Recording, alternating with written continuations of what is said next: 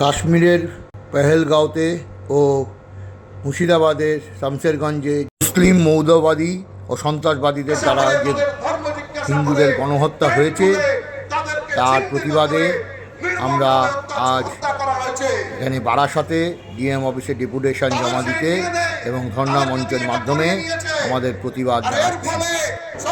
জয় হিন্দ, বন্দে মাতরম, ভারত মাতা কি জয়। আমার সোনার বাংলা, আমি তোমায় ভালোবাসি। তাদের বিরুদ্ধে গর্জে উঠেছে ভারতবাসীর এই আক্রোশকে সম্মান দিয়ে বর্তমান কেন্দ্র সরকার সমগ্র পাকিস্তানি যারা অবৈধভাবে এই ভারতবর্ষে বাস করছে তাদের মধ্যে যারা ডিপ্লোম্যাটিক ভিসা এবং লং টার্ম অফিসিয়াল ভিসা না নিয়ে এদেশে এসছে তাদের সবাইকে ফেরত যাওয়ার জন্য আদেশ জারি করেছে।